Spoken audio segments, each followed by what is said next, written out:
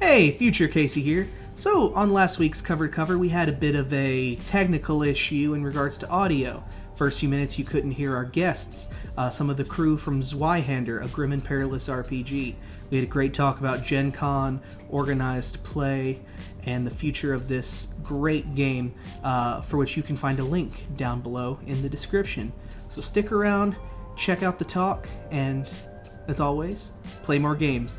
We're back. We are back, and cool. You should be able to hear our guests who I don't know how much you were able to hear. Shen, can you hear us? We'll wait for the 30-second delay. Can you hear me? Goodness. I love the internet. I remember something I've referenced many times. I am a fan of Critical Role, and one thing Liam O'Brien says in one episode is D&D is about punishment, and in reality, Twitch is about punishment. Zweihander is very much about punishment. Wait. And there's even a weapon trait about it. Yeah, I learned that Zweihander is about punishment by playing a mage for the first time. It was bad. What do you mean it's about punishment? Everyone had like pestilence after one spell. It was real bad. Because I rolled 3 6s on the chaos die. Did you? You channeled power. Yes. Yeah. Never You rolled the power. dice and you lost. No. They're still not losing. I mean, No, I it guess was because it was hilarious. Yeah. See, there you go. It's not You punishment. rolled the dice and chaos won. Yeah. It's bad, wrong fun. Chaos won, but it took me for the ride, so it's okay. It was great. All right, we are back. We lost our audience, but I'm sure they will return. Come back to us. We're still here. Yeah. Hello. We'll share all of our secrets. We don't have any for Gen Con organized play. Yep. Which is what we need to get into next. Still don't We are know back if... after Hey, Are back in town. Kenny. harrowing technical difficulties. Can you hear us? They can definitely hear you now. I can see it on my end. Oh, okay. Cool. Boys are back in town. You're gonna get a copyright strike. Careful. Oh, No, this song does not belong to me or anything that sounds like something else is merely coincidence and for the sake of parody. So, do we... I think we're good. People are we back. need- Yeah, people are. Okay. Yeah. People are actually here, even if Twitch says they're not. I think. So what Do were we need to start over, or... No, I don't think we need to start over. Okay. I think it'll be okay. It'll be fine. We It'll have fix it in mostly post. been talking about Zweihander as a general game and the starting of community, and I learned that I need to start a Discord. Yes. Do it now. Yeah, I'm Do it. going to. I love that it also switched your screens. Yeah, we're switched Okay. around. I got an extreme close up, and Adam and I swap places. And Matt, you got such a big head. it doesn't even fit in my square. It's so You big. make him Twitch director and it just goes. Yeah.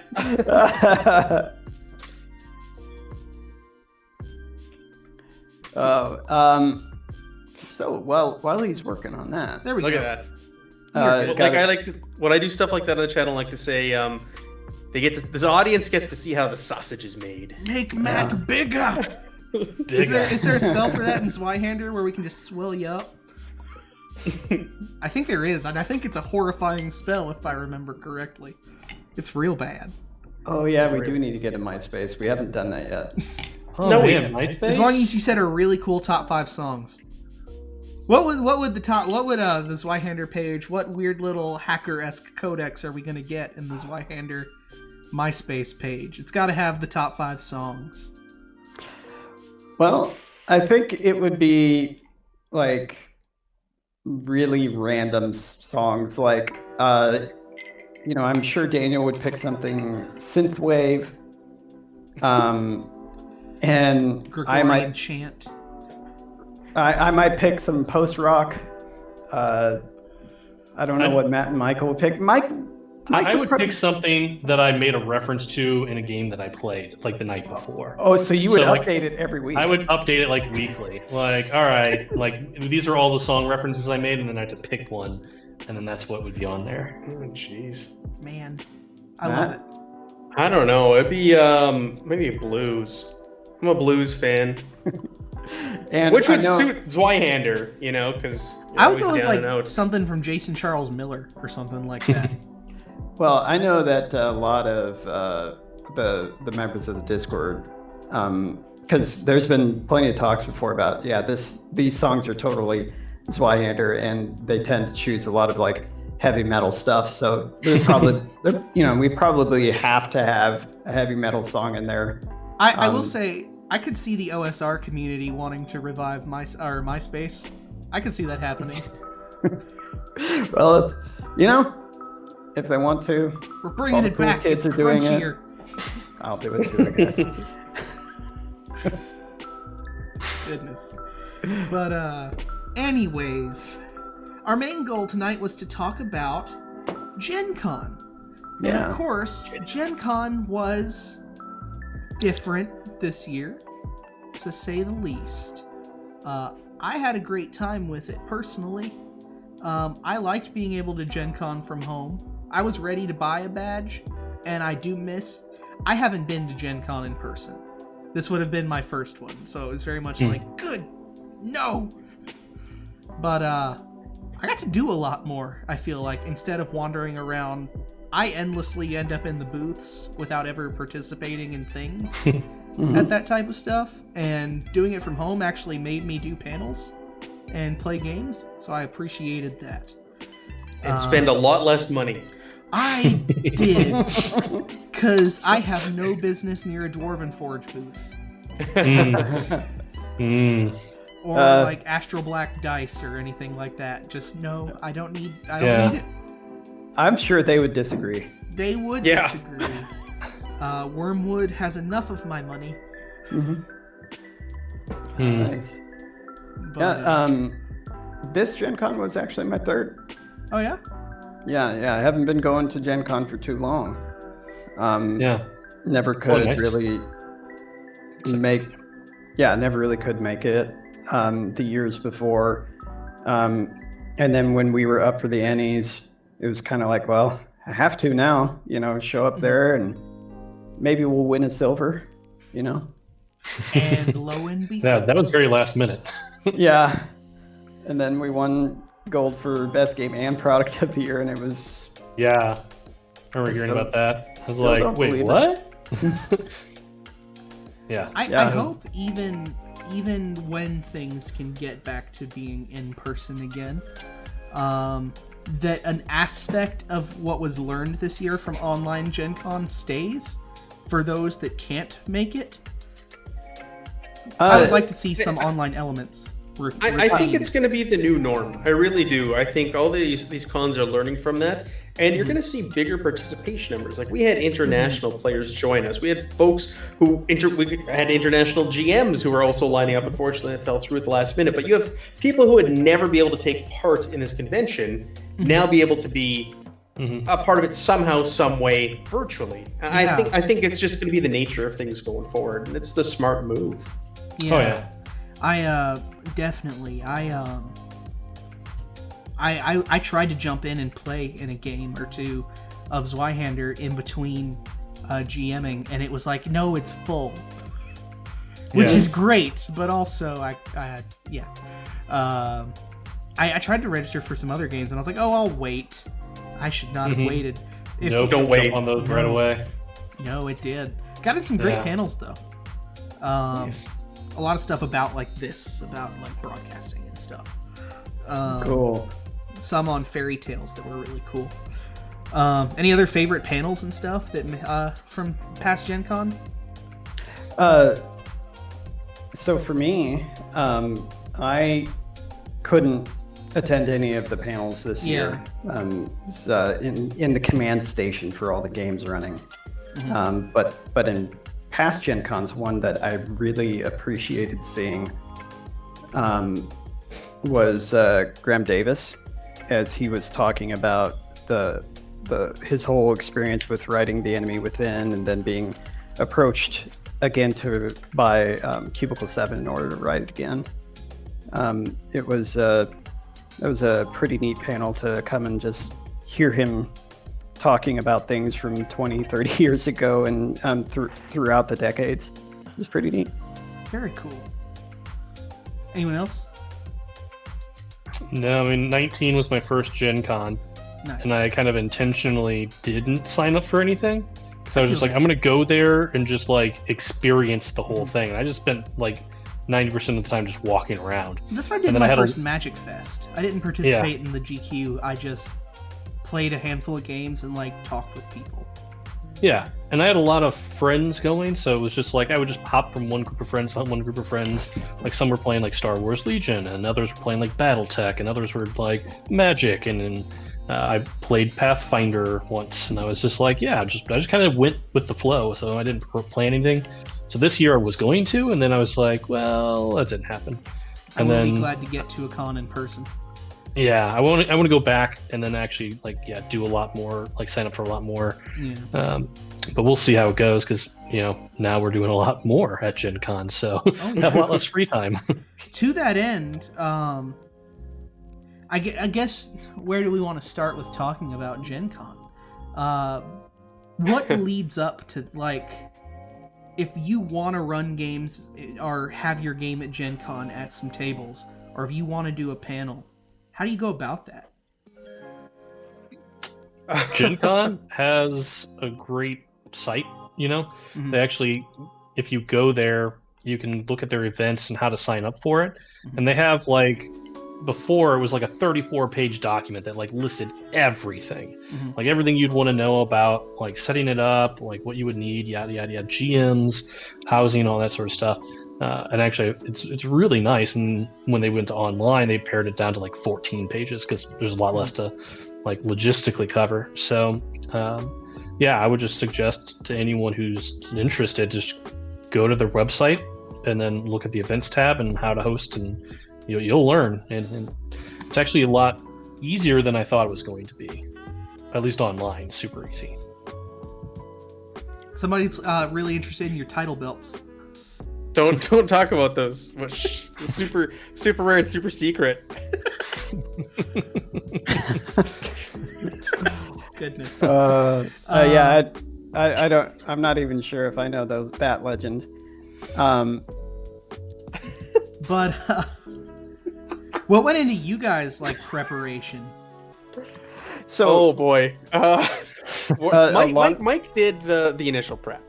Right. Mike was the one that went there in and person. read all that stuff. Yeah. So, because generally what it is like there's a time period where they start taking event submissions, and so that's where you would go. Okay, I want to play Zweihander, or I want to host Zweihander. So I would go in there, you sign into an account, and then you go, okay, well, I, Grim Perilous Gaming, or whoever, want to run Zweihander, this, let's say, something about Marine. Okay. And then okay, I got a GM, I got a time I want to do, how much I want to cost. They list it all out there for you to then fill out. And then when you submit it, then it goes to someone at Gen Con who then goes, hey, this looks okay, or hey, you messed up here, or hey, you need to change this.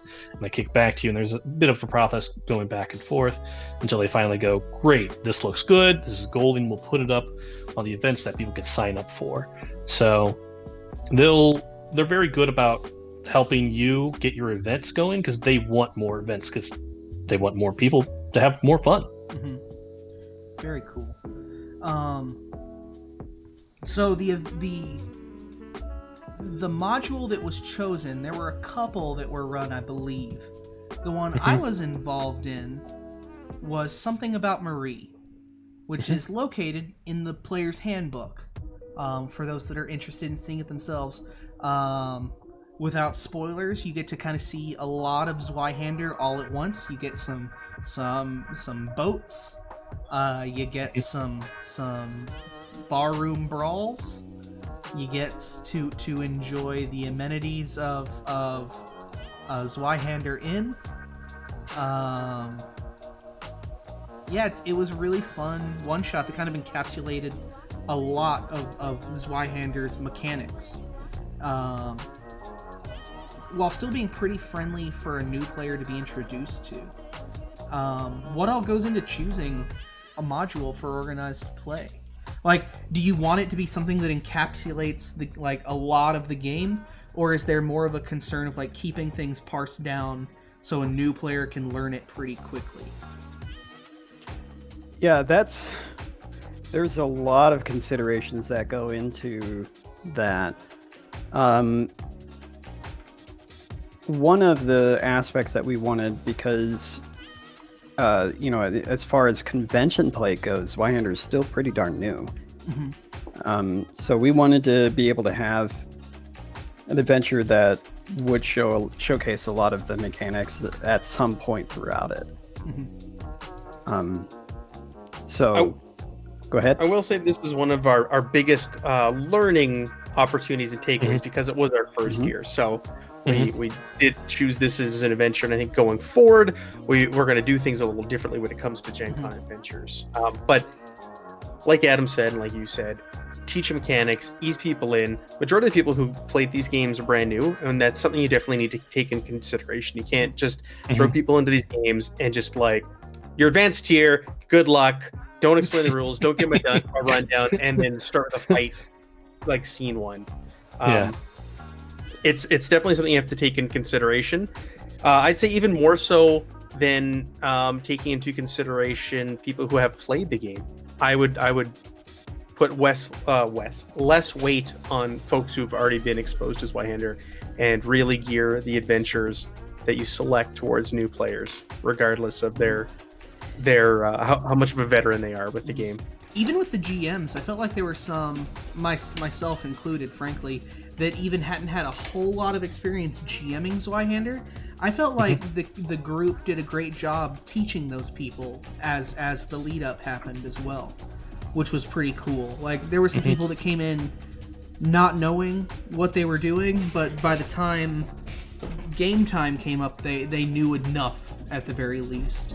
And that was a combination of some rundowns in text through the Discord and a couple kind of test playthroughs early on, if I remember, some almost, I would call them like dress rehearsals, kind of, I suppose. Yeah, that's a good way to put it.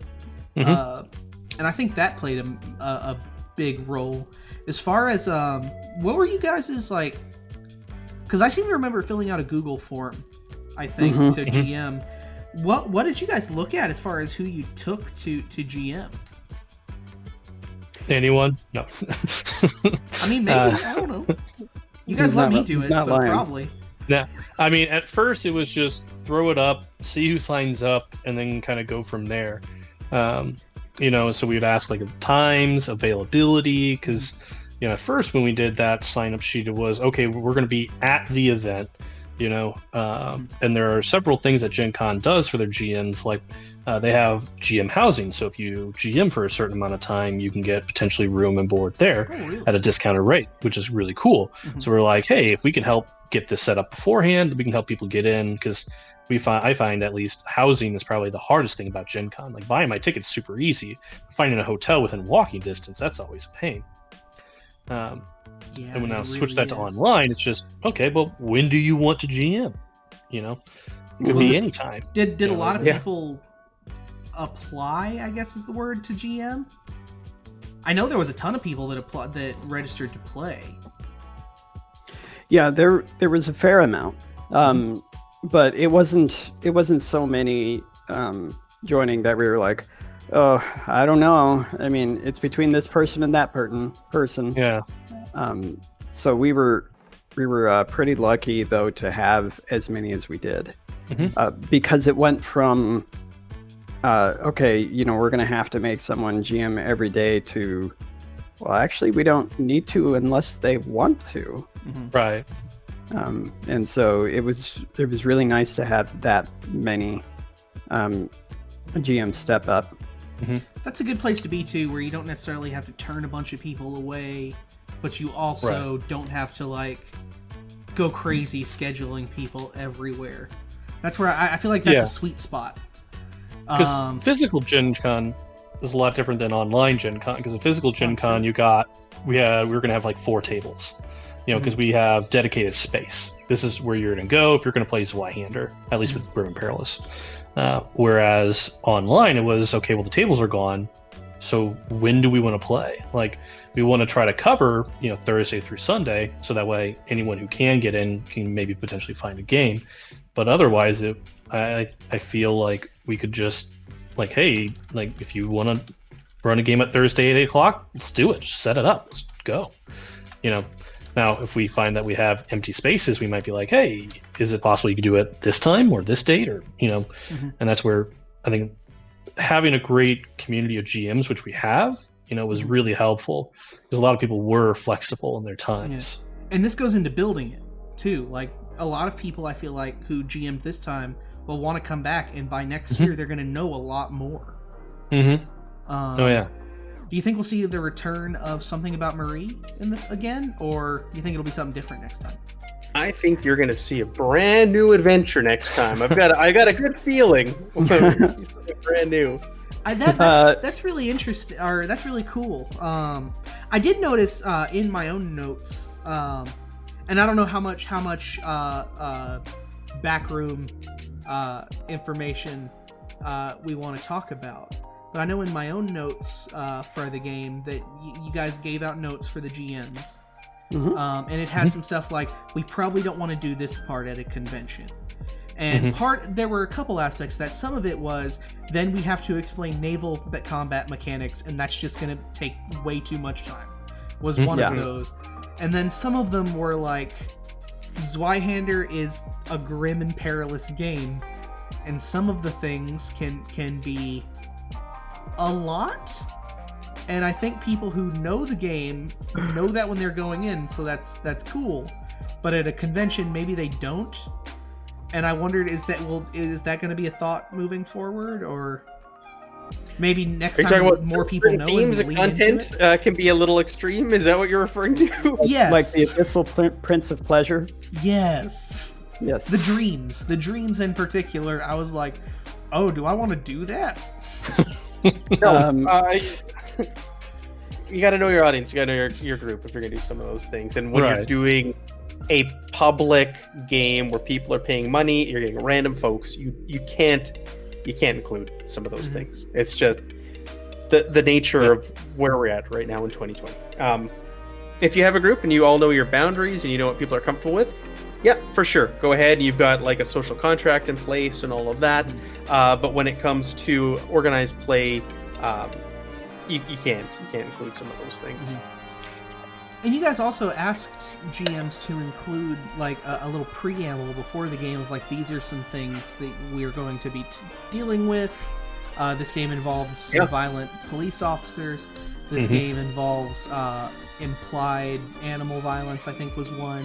Various things like that, so the players know. And I think, and also asking the players to give their limits and reminding GMs to have that pre-game talk was very important, I think. We owe a huge shout out to Irene, who's a very active community member over on the Zweihander Discord and Zweihander in general. She was also one of the volunteer GMs, and she ran a ton and helped everybody out. And she put that list together for us. That wasn't us. So we have to give credit where credit's due on the trigger warnings. And it was a critical piece that she brought to our attention that we were missing, and we're so happy that she did. Yeah, we want people to have fun. That's the whole point of gaming. Yeah. And it's very much like you said, it's where gaming is at now, and for the better. I mentioned I love Kids on Bikes. Kids on Bikes spends like a whole ass chapter of that book talking about, like, we're doing uncomfortable things in a horror setting. Make sure your players are going to have fun with that. And some games are great about taking you to some weird places, but everybody's got to know what they're getting into. Right. And it's just good practice. It's something I'm learning more about, the safety tools and such. I didn't know a lot about that a year ago. And I've been trying to learn. Some of it I'm still not great at. I don't really... I'm a big fan of like the X card mechanic. I don't really understand the whole lines and veils thing and how that works quite I understand the basics, but I want to learn more. And I do think things like that, cons especially, where people don't necessarily know each other, that's going to become more and more important. That's where it's critical. Like Adam and Mike and in their home game, they know, I'm sure you guys all know what is on and off limits in your game. And it's when you start introducing these other folks. You don't like, for example, Janov plays in a bunch of my games. I know he knows, and I know when we're playing games together, what's cool and what's not. But you've got to expand that and introduce these tools for when you're playing with new people. And also you got to play with new people because that's how you're going to meet new great players and folks. Yeah. That's how you decide to move to another city and, hang out with people. Yeah. That's what I did. It's kind of like my wife was joking with a friend of hers yesterday. Well, her friend was joking. I don't know if she was. Trying to get her to watch some new animes. Anime? Yeah. And her friend was recommending all these, and she was like, I don't know any of these. Can you tell me about them before I watch them? And she was like, she wants me to watch this one called The Promised Neverland, which has got a bunch of kids on the cover, and it looks really, really sweet. I was like, no, you will hate it. I was like, don't try to make someone watch that and not tell them what it's about. Oh, here's some cute kids on the cover. It'll be fine.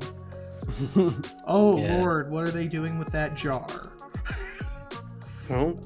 Yeah. D. Peterson loves it. It is really good, D. Peterson. He's a friend of mine. He recommended it to me. But yeah, someone recommended that to Megan, Drew. But gaming's kind of the same way. Like, I love all that. I love the crazy stuff. I really like that Zweihander gets real fast sometimes, and it doesn't go the player's way a lot. And I like those things. Not everyone does. No, for sure. Yeah. And I think you need to be upfront with that when you're going to run it for a group. You have to tell them that, death is very much a possibility, and this is sort of the theme to the game and the world. Are you folks good with this? What else? Yeah. Part of what I say about the game, in particular at conventions, this was back when I was working a booth. A lot of people would be like, "Okay, give me your pitch." And so the quickest way I could condense it down is like, in a lot of role-playing games, you're heroes, but in this particular game, you're ordinary people put into extraordinary situations. And so it shows definitely in the mechanics and your survivability that you're definitely ordinary. For sure. Which isn't a bad only real. it makes the game interesting to me. And I'm one who likes to make a billion backup characters, which Zweihander is great for. It drives my wife crazy with D&D. I have like a whole folder of characters ready to go, and she's like, I love my one. And I was like, nope, I kind of want my guy to die so I can play the next one. Later, Dave. Thanks for dropping in and joining us. Thanks for joining us. Thanks, Dave. Dave's a guest GM over on the Zweihander channel. Check him out cool. on Tuesday nights. At what time, Dave? 7 p.m. Central Standard Time? Yeah, drop a link to the Zweihander show for real. Yeah, I'll throw it in there. Check him out. It Thanks, always Dave. gives my gift sub to the guest, which I'm fine with. Every time. Well, there we go. So check out That's where you can find Zweihander it. RPG for a lot of live play of Zweihander. It's a great channel. I spend a lot of time on it at work. That's my job, Dave. Yeah. He's like, Chris, I'm working too. Don't worry about it. But so a big part, and I think this is going to be Matthew's realm. Yeah, Matthew. A big part of. sorry, Matt. Oh, my bad. No, it's fine. No, it's my fault. I started calling him Matthew when he joined the pre-call. Before the stream. Yeah. We only call him Matthew when he's in trouble. Yeah, exactly. But a big part of this year's Gen Con was Roll20. And that's a whole other animal as far as I'm concerned. I am bad at Roll20, and not for lack of trying to learn it. Part of it is that I'm cheap and refuse to buy a bunch of things, and I'm just manually inputting everything. because I've already bought the books in paper. I'm belligerent as much as anything. But I did try the dynamic lighting thing, and it took quite a while to learn. But just in general, Did I put dynamic lighting in those Not maps? in that I didn't, one. because they're all outdoor. Yeah. Thank God you didn't, frankly. Well, it would have been done for you. I would have done all of that hard work for you, the heavy lifting. Yeah, you and Kay. Yeah, done all of it. Did a great job. Yeah, but yeah, Roll20 is a whole thing. And when did Zweihander hit Roll20? I'm not actually like sure. the compendium. Yes. It's been up That was for a more while. recent. That's pretty recently. That's within 3 or 4 months. I want to say Okay. it hit Zweihander. Before that, there was a character sheet, a community created character sheet for a very long time. That's what I used when I first ran it in Roll20. I was going to say, I feel like the character sheet got a facelift recently. It did. It did. It looks similar, but it functions a little bit better I can click on things than it on used to.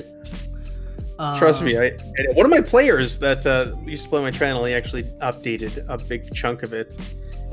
And now there's someone else she works dedicated on Roll20, and I don't know if she's possibly going to update the character sheet even more.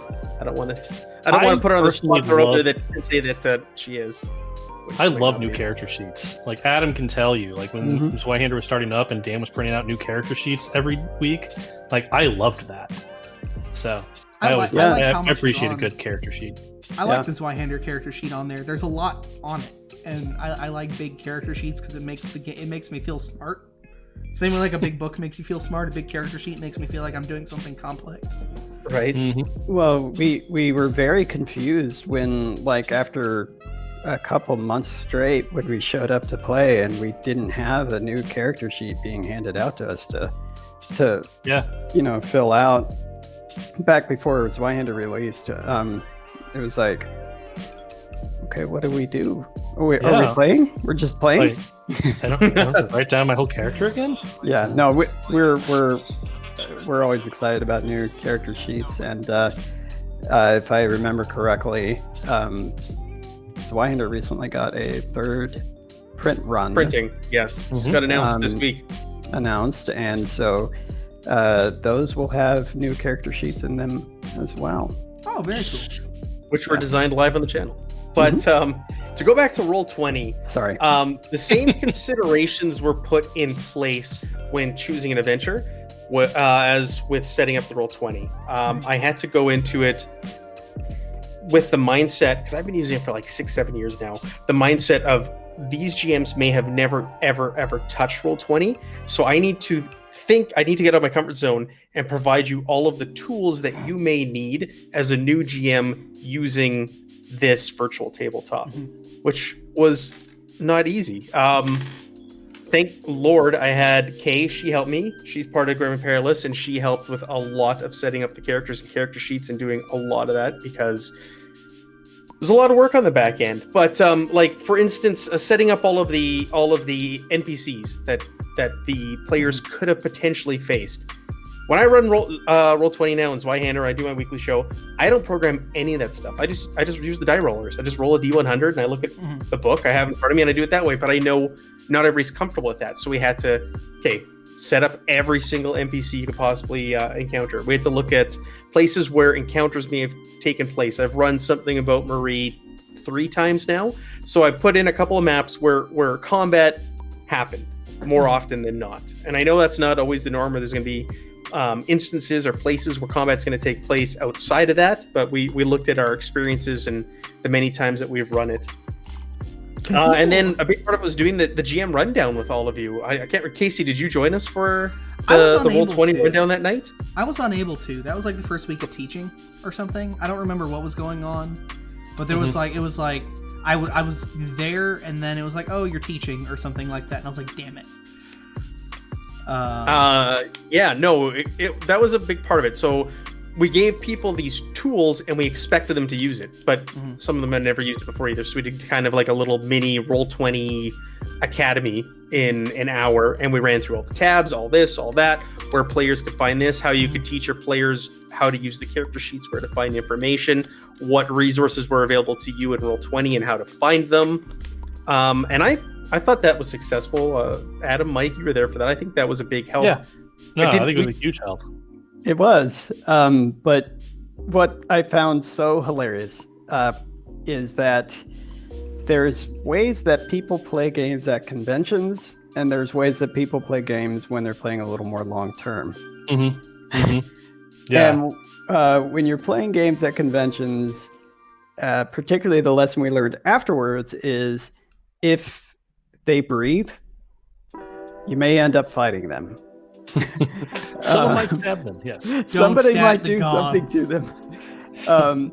And so it was like what we found out is that some particular groups picked fights just about everywhere they went, and so maybe having a few extra generic things in there, like maybe a stable or something like that, just even if it's bare bones, just kind of throw that in there so that there's something there for people to interact with. My players were the opposite because they felt like Roll20 hated them that day. They were rolling low a lot, and they were like, something's wrong with this. We're not going to fight. We're just not, because we're going to die. Yeah. Yes. Yeah. No one ever gets Well, they didn't specify which dog. Oh, I should clarify, when we do treats, we have 2 dogs, and you get to decide their fate. But I'll give them both a treat because that wasn't known. Dante, Okay. I'll let it down. Hey, buddy. Hi, Dante. Oh, it's a good dog. Ooh, good dog. Treat for Dante. They've liked it that I've added that. I bet. That yeah, no, I saw the suggestion come up and I was like, okay, let's do it. Come here, Do dog. I have enough? I don't have enough for that yet. No, I don't Nope. have enough either. I guess we'll just have to tune into the channel more so we can do things like that. Exactly. Here's a dog's fit for Zweihander. Because it takes 2 hands to pick up. Yes. Yeah. She's a 2-handed dog. Like that print-on-demand Oh, version so that you fat. got, that was huge. Hey, you'd have to use 2 hands to pick him up too. Yes, but he's a black lab. That makes sense. Come on, guys. Okay, Covered in Roxy here. Fun. that's what you get. But yeah, with Roll20, all 3 books are available on there, correct? The player's handbook is, but that encompasses pretty much the first half of the core rulebook. Main Gauche is basically the only thing that's not on there. Okay. Okay, this brings... I'm going to take a break from Roll20 for a second. I want to talk about pronunciation. Because I just realized I've been saying Mein Gauche. Well, Is that wrong? It's Mein Mine Gucci. I mean, you Mein pronounce it how Gauche? you like. yeah, we don't know because I think it's French. I know one thing: it is not German, and That's what even if threw it me were- off. even if it were German, mispronunciation is on brand. It is. Yeah, I mispronounce things all the time. Like, all the time in our games. So definitively, I can now say, because I talk about this on the channel all the time, because every time I say the name of the game, I go Zweihander. I mean Zweihander. I am Zweihander, right the uh-huh. second time. It is Zweihander. But Yes. you do you. You hold the book with 2 hands, and it's a Zweihander book. Yes. Mm-hmm. It's a big So book. You might need to. there is a reason mispronunciation is on brand. I took German in high school, and so I was pronouncing it Zweihander. And when we were doing like one of our very first Ask Me Anythings, we were together, and it was Daniel and me in his house on a webcam, like on Facebook Live or something like that. And somebody tuned in and was like, "Oh, cool! What's this? Like, oh, this is a game. Cool. What game is it? Spy Hunter?" Because I kept saying Zweihander, and saying it quickly, they didn't know what I was talking about. So we quickly had to change that to Zweihander, so that people didn't confuse it with Zweihander, because there's been times where I'm like, okay, I think it's been out enough that I could start pronouncing it correctly again. No, it's too When late. I do that, yeah, when I do that, so, like just recently, somebody was like, Spy Hunter? So, no. That's the Zweihander game. Yeah. That's why. See, again, I'm from Nashville. That's about right. That there, Zweihander. We don't know how Yep. to pronounce it. So right around where I'm at, all of our city names are stolen from around the world, and none of them are pronounced correctly. And my family are like, why do you talk so northern?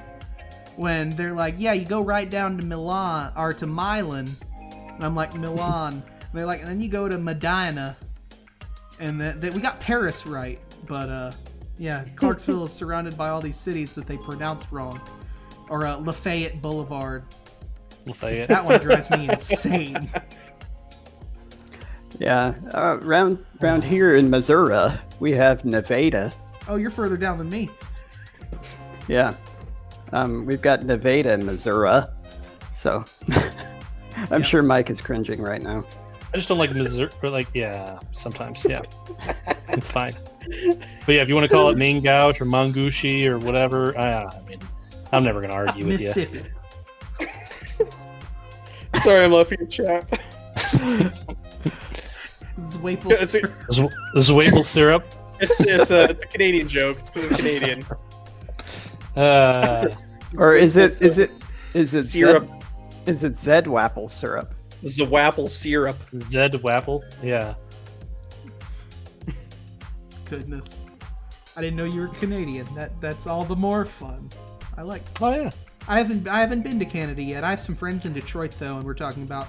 I'm gonna go visit them, and we're gonna use that as a stopover to visit Canada. Have you ever heard this guy say the word process? He says it like a pro. Process. That's how you're supposed to say it. It is. That's how it's spelt. Here we go. Yeah, process. You're very correct. You're taking down a rabbit hole. Here we go. Thanks, Ken. Yeah. Thanks, Ken. Hey, again, if we stayed on topic, it wouldn't be Twitch. Grim and pancakes. Detroit. I want to go to Detroit just to see the RoboCop statue because it's finally going to be erected. Is it? Yeah, they're finally putting the damn thing up soon. Nice. I gotta visit Detroit again. I really liked Detroit. Well, I wasn't staying in Detroit. I stayed in Hamtramck. My friends live there, but close, same-ish thing. Yeah, But, RoboCop statue. It's the only reason to go to Detroit. I mean, maybe catch a Red Wings game. Badass bookstore. There's a 4-story bookstore there that's really cool. It's like an old warehouse that they just put books in. I feel like Grim and Pancakes could be a morning show. I need to see that on the Zweihander Twitch. I need Grim and I was gonna Pancakes. say, I can make that happen. That could be a thing. If you want that to be a new show, we could do Grim and Pancakes. You heard it here. Yes, it was the John King bookstore. But you heard it here, Grim and Pancakes. I'm all for it. The Grim Adventures of Matt and Adam. I'll bring the maple syrup. You bring Bacon the bacon flapjacks. pancakes. I'll have to Canadian bring- bacon pancakes. Yeah, I'll have to bring the gluten-free. Yeah. Pancakes. Chaos Yeah. hash browns.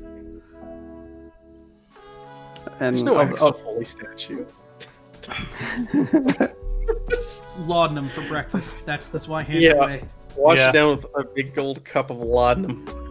After making it rain like my lords do. Goodness. Back to roll 20. Good segue. I think one of the things I really liked in the roll 20, visuals are of course great, and I'm a prop heavy GM when I get the chance. Having the coins there, having them choose to use fortune points, and having those skulls stare them in the face after they do, was one of my favorite parts for roll 20. When I'm playing Zweihander, I definitely am the guy who's like, you know, if you used a fortune point, you might could get away with that thing. Mhm. Do it. Mm-hmm. Yeah. You have so many left. Oh, yeah. You have 5 and I have none. Yeah, go for it. Do you want to keep that, or I mean, you could re-roll it if you want. Yeah, exactly. But having those visuals really made it, and in a way, in a way, you can almost get away with the visuals better online than you can at a table for something like Gen Con. I don't have time to make a bunch of stuff for a table at a convention that I have to carry with me everywhere. But when it's all online, it's right there. It is easier. It's way easier. I know for Gen Con the year before I ran Zweihander, and I actually have these next to me because these are for something else. I have like gold coins from the dollar store, plastic coins, and that's what I threw at the players when we started. And then I had them throw them back at me as they spent their fortune. I kind of just piled them up in front of me. But online, I agree. So I designed that when I first ran Zweihander, that function within Roll20 where you flip it. It's a deck of cards is what it is. And you just flip it to the other side of the card, but I just made it like a coin. So yeah, they got the gold coin or doubloon or whatever that is, and as soon as they use it, flip it, and it's now a skull, and it's now the GM's. And it's a good visual representation. It really is. It reminds them like, oh yeah, we spent that. It's gonna come back and bite me. It'll bite me in the ass. Giving them a range of tokens to choose from was really cool. Lets you invest in your characters real quick. I'm trying to think of other things that I really liked from the. What if you had a thing from setting up that Roll20 that you were like, that's really cool. Players are gonna love that. What was the thing that you were like, that was awesome? I did great there. I don't know. That's a good question. It's like, because a lot of it's the standard stuff I do in my games when I run it on Twitch or for my players already. So I don't. What about you? As someone who ran it, I'll ask you. What did you think was the one thing that really stuck out to you, other than the tokens? That was the fate coins being in there was really cool.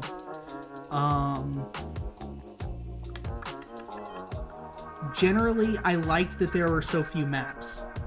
I liked that it was easy to keep the maps in track because there were so few, and they were general enough that I could use them for multiple scenarios. For sure. That dock map, if I had needed it, could have worked at the beginning as well as the final fight. And I think that I think trimming it down so that it wasn't so many pages was a good call. Not having like 50 maps in there, and then as a GM scrambling back and forth on different tabs, like, okay, which map is this now? Which map is that? Especially for me, who's already bad about like, I'll switch my map but forget to move the players or something like that. Yeah, I do that all the time. Then you roll an issue for like, they don't like, I don't see the tracker, and you're like, what do you mean you don't see the tracker? What are you describing? I'm so confused. But I think that. For me, actually, now that I think about it, I'd say the music. For me, music's a big part of running a game for setting the tone of a scene. And that's an advantage, I think, Roll20 in general. And I thought we had some good tracks there for the Gen Con games as well that we utilized. Really cool. They were connected to the map, yeah? That's how they were functioning, or? Yeah, when you loaded up a certain map, it queued a track, and it would just play it on loop. Okay. Very cool. Yeah, that was really cool. Is there something that you're like, oh, I'll never do that again? For my own games, I'll never program all those damn NPCs. No, Kay actually did them. But if I had to, I would never program those damn NPCs. I just roll dice. Like I would like G-Mang a table. Yeah. I just roll dice and I look down at the character sheet. I don't need it all programmed in there. I used to have everything done when I was running games, and now I'm comfortable enough with time that I'll just roll it, look character sheet. Okay, yeah, cool. Yeah, this is what he does or she does or they do, and that's it. What about you, Michael? Did you have something that you were like, that worked really well, or that worked really? I got to play in a couple of games as a fill-in, and one of the things I enjoyed the most was having 4 barber surgeons, and we made a barber surgeon quartet. So any chance you get to play like 4 barber surgeons in a campaign, do it. It's great. I will say this. I had a lot of fun playing a spellcaster. I did the occultist for the one game. I think it was one of your games, Michael. Maybe I'm wrong. Maybe it wasn't. It wasn't. I played with Chuck a lot. I played in a game Chuck GM'd. That's what it was. And I just sat in because he was missing a player. But I chose occultist because I was like, I haven't tried magic in Zweihander, and I really want to. It was very fun. It didn't actually disrupt the game that much, but I ended up being kind of the focus for way too long for a convention setting, I felt like, because I rolled stupid poorly on the chaos die. I rolled like 3 chaos manifestations, and it kind of took over the game for like half an hour. Yeah, I mean, stuff like that can happen, definitely.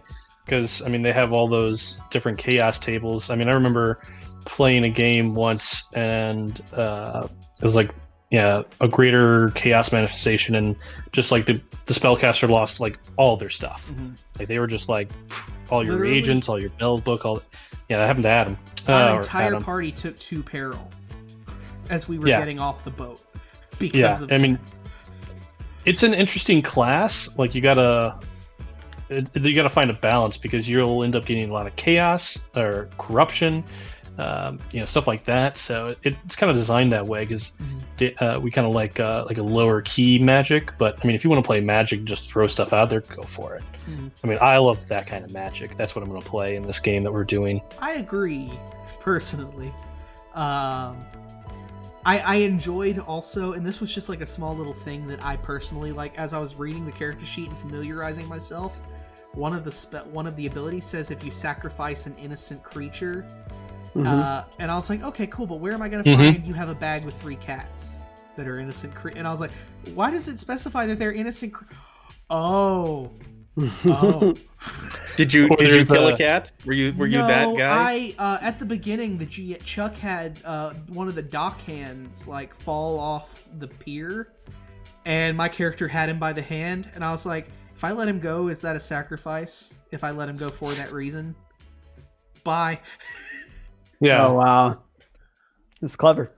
And then one of my things I like to do with that is there's a petty general spell called Hat Trick where you can just pull a creature out of your hat, and I like to use that and sacrifice it.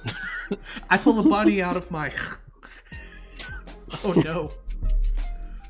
Dark. Grim and Perilous. Yeah. Adam, do you have any thoughts on that? Things.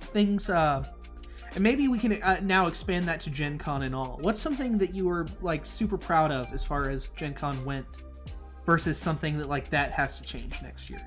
Okay, yeah, I've got both of them in line already. So I have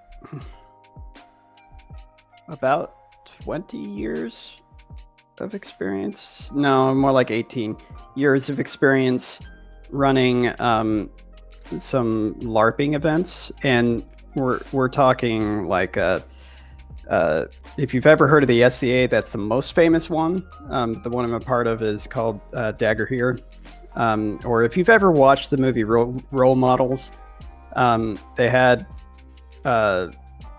they made fun of LARPing in that movie, but it kind of shows what it is. But I ran events like that for a very long time, and it was always pull your hair out, stressful, and you're really trying hard just to get some volunteers, and those volunteers that you do have end up being overworked, and just it's a great time for all of the people that are there except for the people working the event. Well, this one for Gen Con with the Zweihander community, such a fantastic community. Like I'd say, hey, can we get some volunteers for this? And like people were dogpiling. Can I volunteer to do this? Can I volunteer to do that? And we had some issues that an admin had to step in on, which is expected, but like it was so little in comparison. I felt like, wow, so this is what it's like when you don't have to worry about like people being physically there, or when you're not suffering from burnout, etc., because it was our first year of doing it. So and I don't think there was an issue of the players having fun or the volunteers having fun. I had a blast. Good. Yeah, I'm glad to hear that. It seemed like everybody was having such a blast, and even when some mistakes were made because we didn't account for time zone differences. Poor Matt, and he had to run a game pretty early in the morning.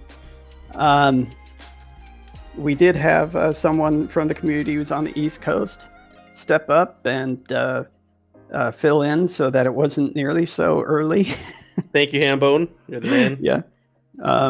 So that was just such a positive experience of working with a group of people that are so excited and just made my job as easy as it possibly could be.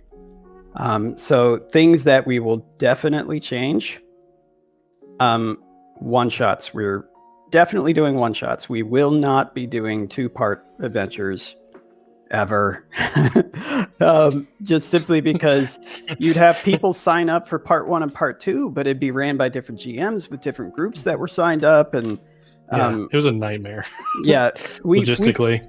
We figured out later how you can do that, and that's you create part 2 first. Yep. You grab the link for the event for part 2, and then you create part 1, and you put the link for part 2 in the description of part 1. But if we just have it be a one-shot, then you don't even have to worry about that. I think that's the right call. I also think my players could have stood to go longer.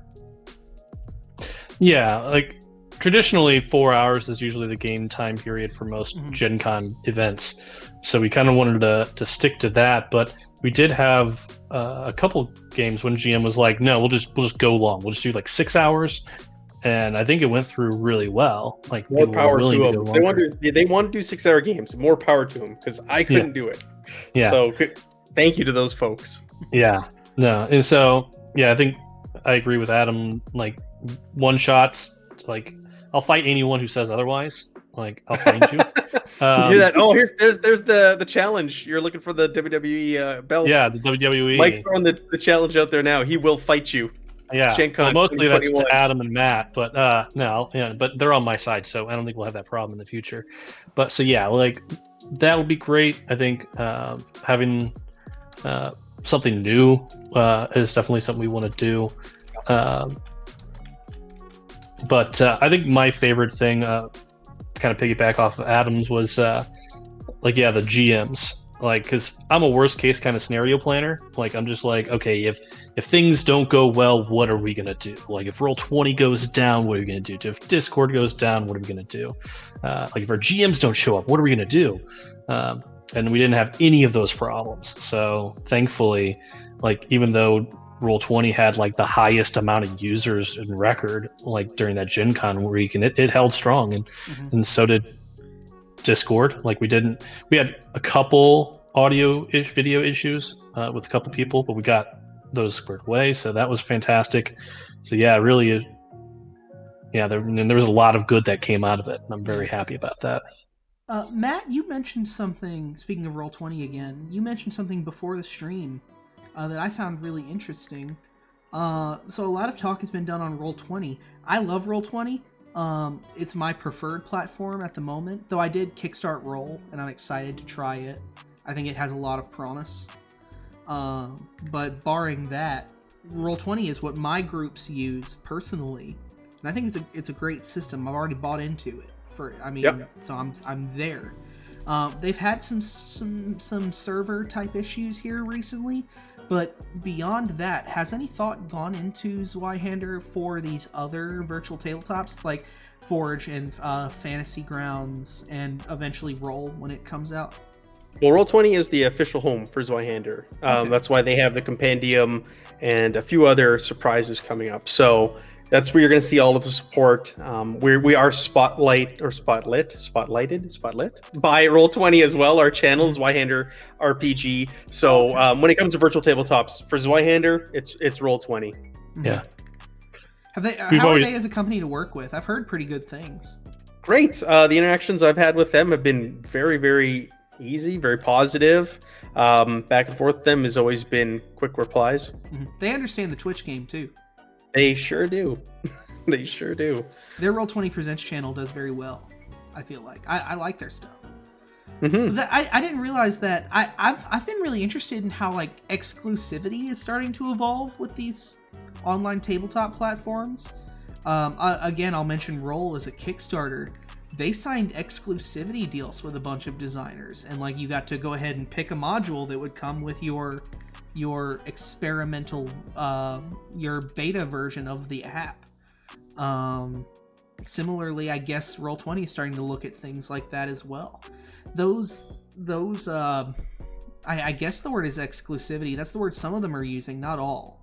But it kind of is like partnering directly with a publisher or with a specific game, so that that game becomes associated with that site's or that platform specifically, in a way that almost feels like the way video games work for console exclusive games.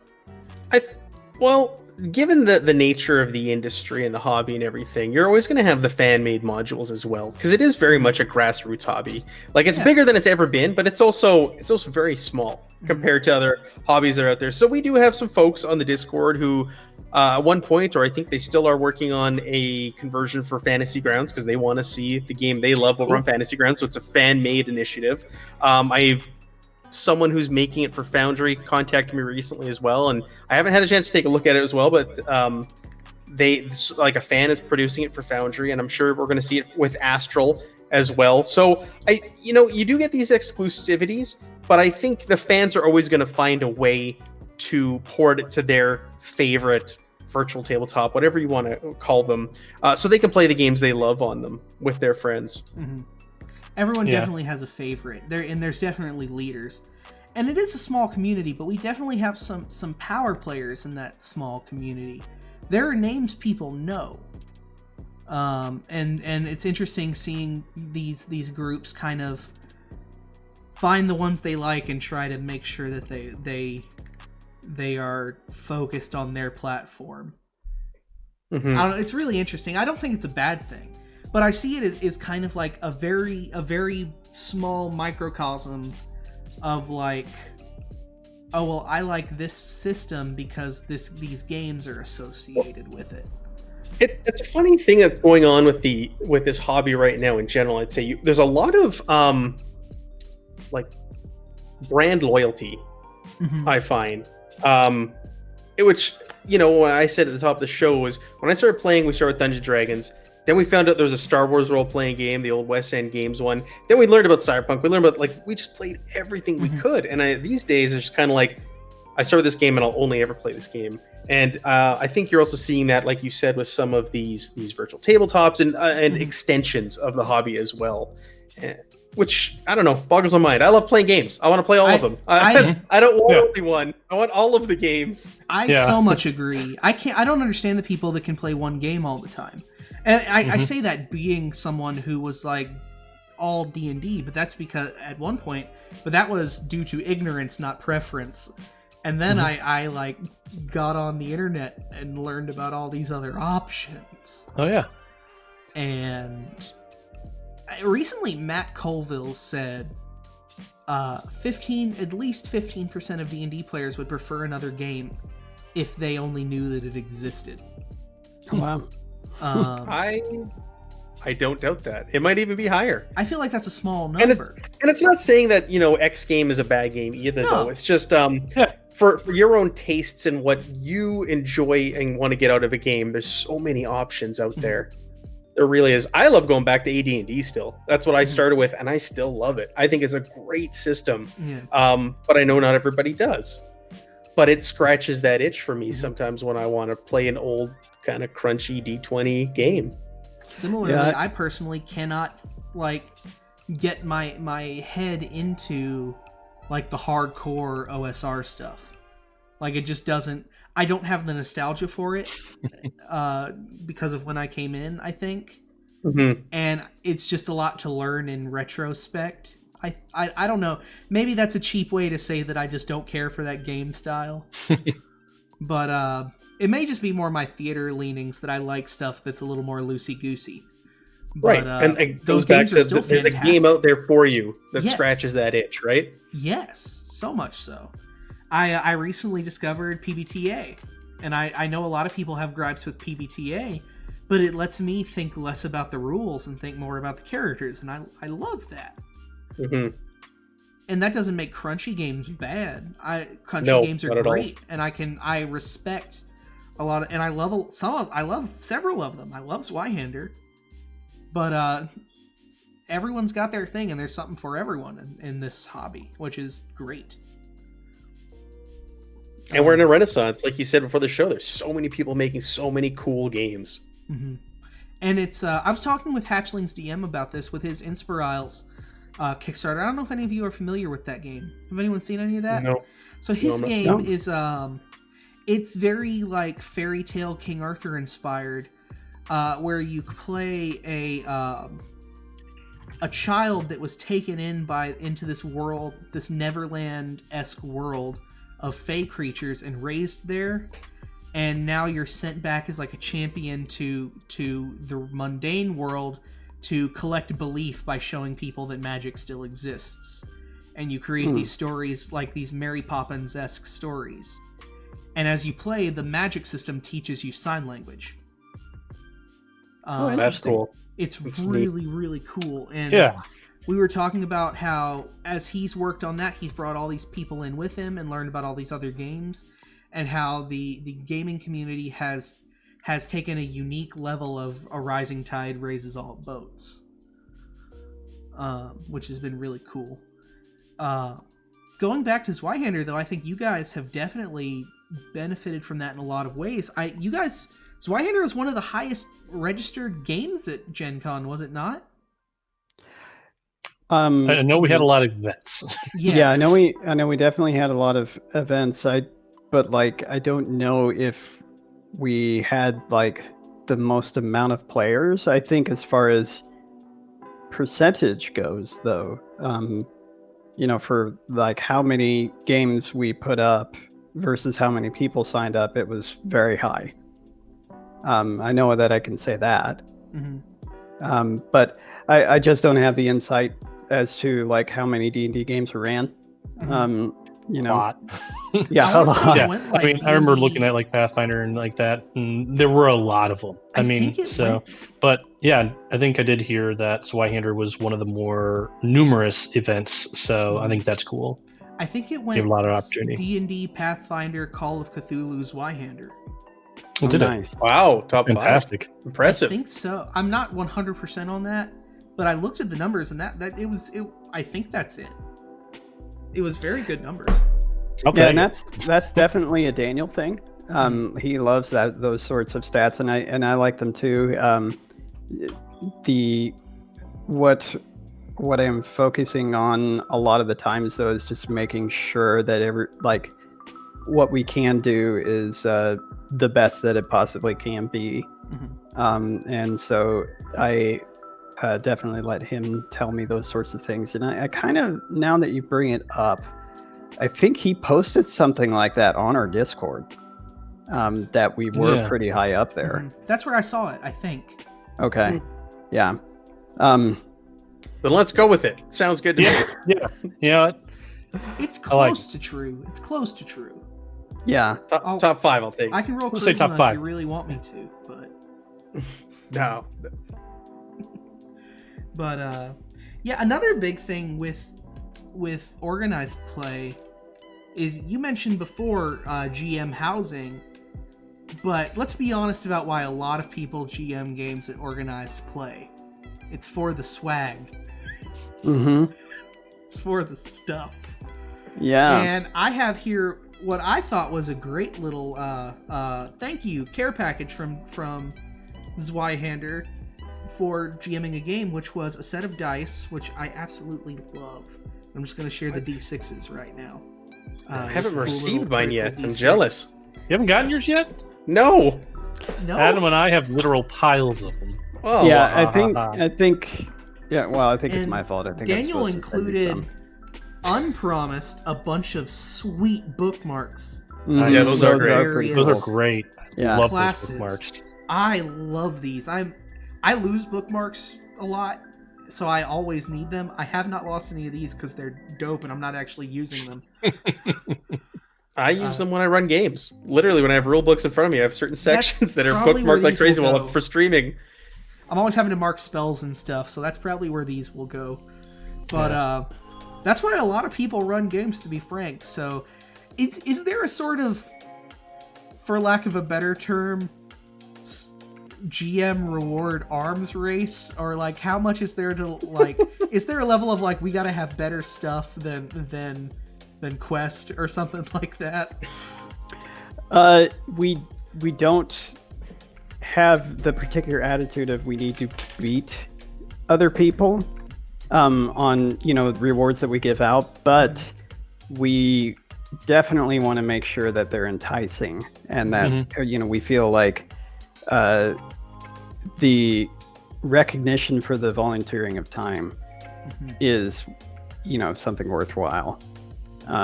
So yeah, we want to do as much as we possibly can for that. And I so that's kind of the motivation there. Yeah. And I suppose it's kind of an investment in the future. We've said that a couple times, but like people are going to come back and people are going to want to do more of it next time, I hope. For sure. We hope so. Yeah. We called it organized play. And like it was the start of what could be organized play. It's sort of a soft launch, and we're seeing where we can go from here. Yeah, learned a lot of lessons. Yeah. Is there a world, or I'll before this question, I'll ask another one. Are there any other cons or events where we might be seeing Zweihander organized play other than Gen Con in the near future? The answer is yes. Stay tuned. Yeah, and then the follow-up answer to that question is you will find out more soon. Okay. So we do want to up the amount of conventions we're doing. Yeah. And the biggest reason we can't say right now is simply because of the pandemic. Oh, sure. Right. So, it's all on Grim Perilous' relationship with AMU and how then balancing out whether or not we can go to physical locations and whether or not these conventions are going to do the same thing that Gen Con did and go virtual, which we're seeing most of them do it. So it's most likely going to happen. Is there a dream con? Is there one like if I could do any of them, that's the one? Well, it was Gen Con. It was Gen Con. Con. Was my first one, so it's always going to have a And special place in my heart. Yeah. I feel that. Essen Spiel. Yeah, I mean, Oh man, if we could do a European con, Yeah. down for that. that would be the next goal, is to be able to go to Germany. And everyone Yeah. tell us how badly we're pronouncing the name. Man, if there could be D&D, Everyone else except for me, because I might be able to pronounce it. Yeah, that's Zweihander game from America. And then they'll be like, why do you sound northern? Oh no! If there can be D&D in a castle, we can have Zweihander in a dungeon. That's all I'm saying. We can get to Scotland and find some old stone building in a mire somewhere. Heck yeah. Yeah, maybe I could trace the lineage back and do the same thing that almost all of us here in the United States say, oh, I was Irish royalty or Scottish royalty, and see if there could be something that comes up from that, right? There you go. Yeah. I'll find a place in a bar. You guys have fun with that. Yeah, let's go to a pub, Mike. Yeah, Yeah. actually, a Man, pub that'd be dungeon cool crawl as would be hell. pretty fun. Yeah. I Pub's basement. I've long wanted to. My friend for his 21st birthday, we were like, so we're taking you to the bar, and he was like, fine, but we're gonna play. It's still D&D night. And he was like, I'm taking the stuff. Bring your character sheets. Wow. My And it was a birthday, I'll do what I honky-tonk want bar, to. That's unfortunately, so we D&D looked part. stupid. That's awesome. But not far from us, there's a bar called the Green Dragon that's unfortunately closed now. But it looked like the Green Dragon from the Shire, and the owner looked like Bilbo, and it would have been the best place to host a campaign. That's cool. Nice. Yeah. But and I guess then the next question. Oh, where was? Oh, I do remember. As far as organized play go, there's another place that we hear that term, which is Adventurers League in D&D, and other ones that do like an official organized play setting at your friendly local game store. In an ideal world, is that something that Zweihander could do, or that would be of interest? So we're talking ideal world. Mm-hmm. Yeah. So as long as that is the, the thing that we're holding on to tight, yes. Yeah, of course. I would love to see Yes. something like Pathfinder Society or Adventurers Guild. Yeah. Mm-hmm. Yeah. The first Zweihander? Yeah, Pie in the Sky? Sure. Mm-hmm. I personally Love want more. I am dying to see more variety in that type of thing. I love Pathfinder, love D&D, but there needs to be other options at my game store. I can tell you what the next step that we plan on taking is, as far as like, if that were a goal we could achieve. The next step that we're taking is to do one-shots at each convention, and then however many conventions we do that year, we have a concurrent one-shot. So you play one shot at this event, and then the next event you play the second part, and the next event you play the third part, and You bring your character to each one. So it's like a special occasion adventure Pathfinder Society. Oh, I love that. The bring your character to each one, we don't know if we'll be able to do this year because that means that it has to be recorded in some form of database or sheet or form, and we need to look into that part. But what I can say that we plan on doing is the 3-part adventure at the very least, and we're going to want some choices that are to be made. And during this adventure, we will have the GMs tally up how many times they made if we just want to make it really simple, the order choice and the chaos choice. Did they choose the order choice or did they choose the chaos choice? And whichever one, however many parties, groups, etc. did more. If more people chose order than chaos, then we have that be what happened in part 1. That way it can kind of, each group can affect the outcomes of the story. And that sounds like some tabletop wargaming, Warhammer type stuff. Well, where, these big events accrue points and determine the canon lore. As a matter of fact, both Michael and I spent a lot of time playing a game called War Machine. And yes, so we have seen that sort of thing happen. Yes. I haven't had a chance to play those types of games, though I'm planning on. Some friends are trying to talk me into Age of Sigmar, and they're real close. My wallet doesn't want to, but my heart does. Well, if your heart does, you gotta follow your heart. I think I do. I've been talked into maybe making an Elven faction for our local game store. Nice. Because they don't have that, and anyone doing that, and it looks like a lot of fun. I'm a crappy mini painter, but I love it anyways. Oh yeah, I'm so bad too. Yeah, the painted ones do play better. I don't know. I mean, you painted yours. I didn't paint mine, and I mostly won because of bad dice rolls. So I'm great at the buildings and the scenery, but if it's a creature, it doesn't work as well for me. I don't know why. I don't know why I'm not good at painting living things. I'm not patient enough, and I just want to play. So it's all right, I'm just going to glue it together. We're just going to go.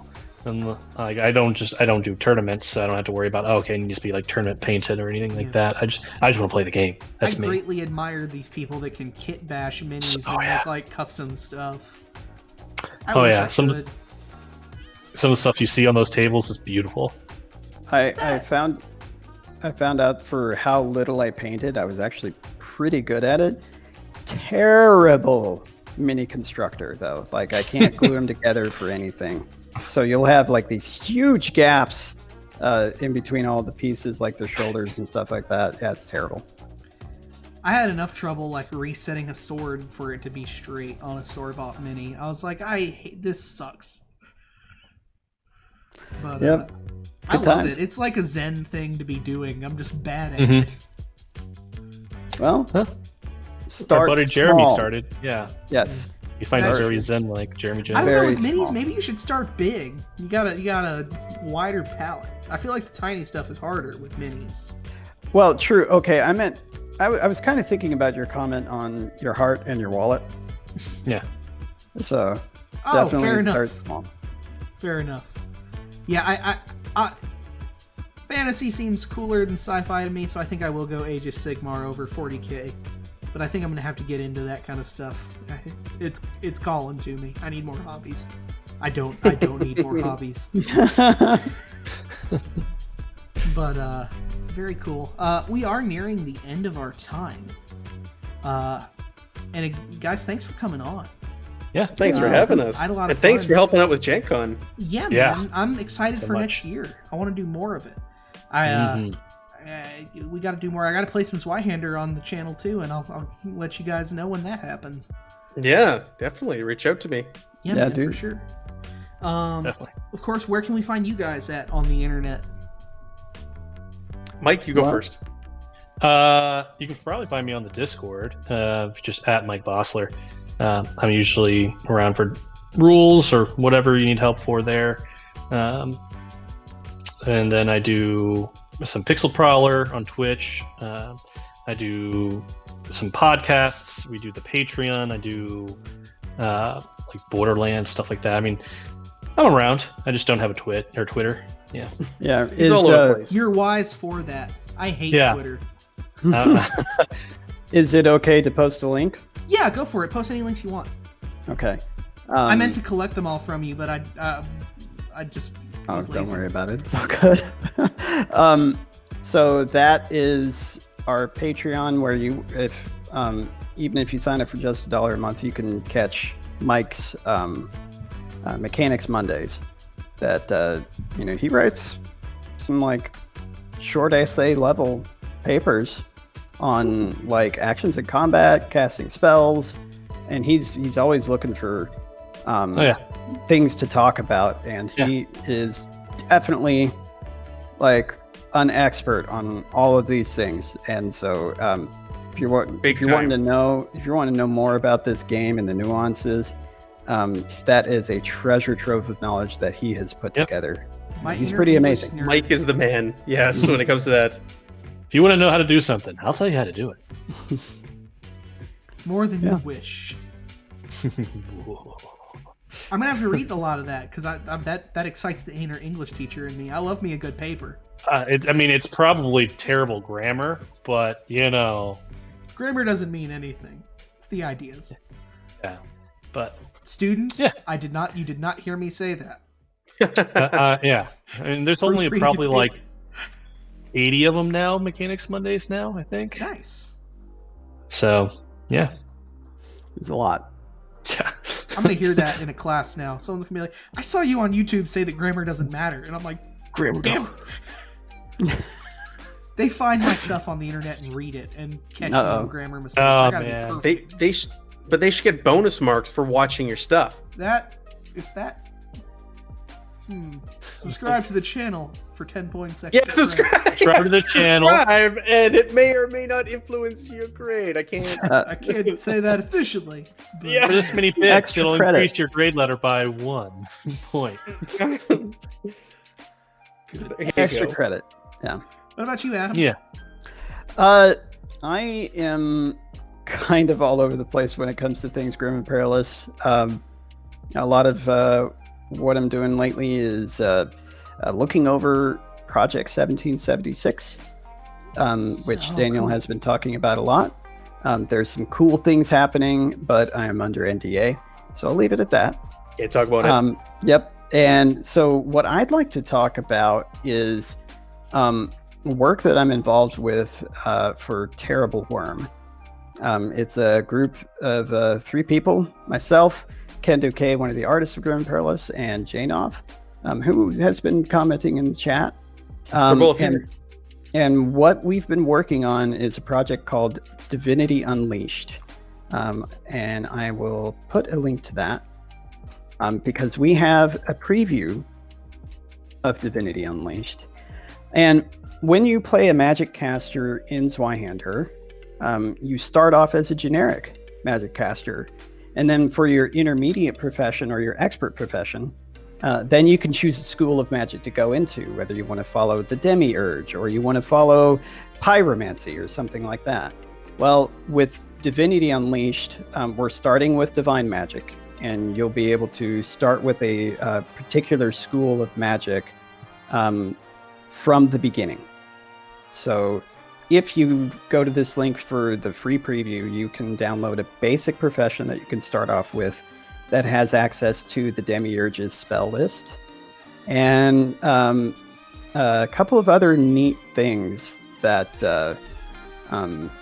we're including with that supplement. I'm gonna have to check that out. That sounds super cool. It's 100% free. So I'll be looking at that. We'll do that on a read night one night, guys. In the chat. Expect that in the stream soon. What about you, Matt? You can find me in many places. First and foremost, you can find me at twitch.tv Zweihander RPG. I'll drop a link here in the chat.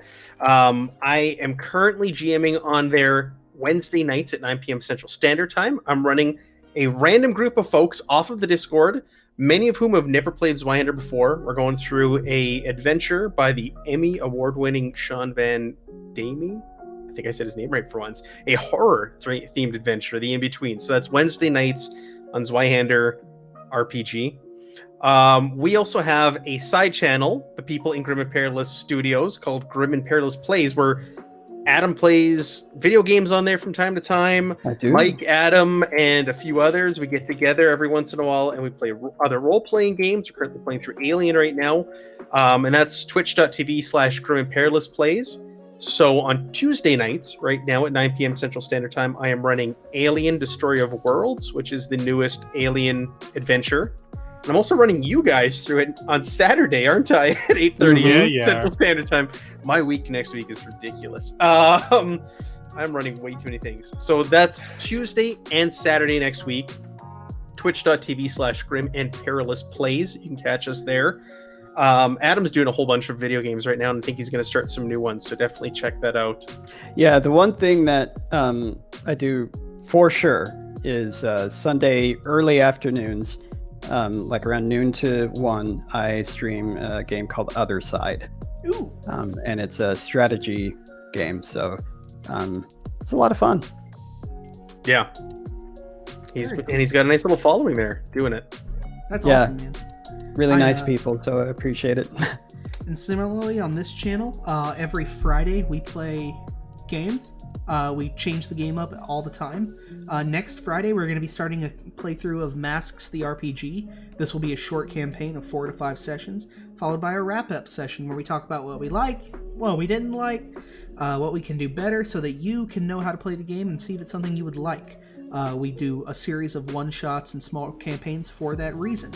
If you would like to play a game with us, feel free to reach out to me. I love having new people. We have a rotating cast, so everyone gets a chance. No experience required. I'm a teacher by trade. I love to teach, and I want you to experience these amazing games. Zweihander will be on the list at some point if that one sounds like something you would want to play. You can even GM on the channel. Just, like I said, reach out to me on Twitter or on here, however you like. I'm happy to talk with you. On every other Saturday, we do Cover to Cover, an interview show where I talk with some of the trendsetters and designers in our game community about some of the things in our game community so you can find the place where you most fit in and the things you would most enjoy. If you're interested, Slow Travel, reach out. We still got one more spot in Masks. Let me know. On Mondays, my wife plays games. On Wednesdays, I play games. I'm about to start a Nuzlocke playthrough of Pokemon Ruby, I think, because I hate myself. I also am looking at maybe doing Avengers. Let me know if that's something you'd be interested in seeing. I'm loving the game so far. And Baldur's Gate 3 soon. Donate to charity. We have a charity link in the chat. I'm raising money for Alzheimer's Association of America, a group that provides for Alzheimer's patients and their families and much needed treatment and equipment that they might need, or if they need like a nurse or something like that, as well as funding research into finding a cure for this disease that affects not only the people who have it, but their families as well. It's a great cause. They're a great organization. They have an A+ with Charity Watchdogs. I made sure to check that out first. Wait for a walk to end Alzheimer's in your neighborhood. I think a lot of this organization. Other than that, I've talked a lot, so I'm going to stop talking. As always, thank you guys for tuning in. Thank you guys for being on. Stay healthy. Thank you. Take care of yourself, and as always, play more games.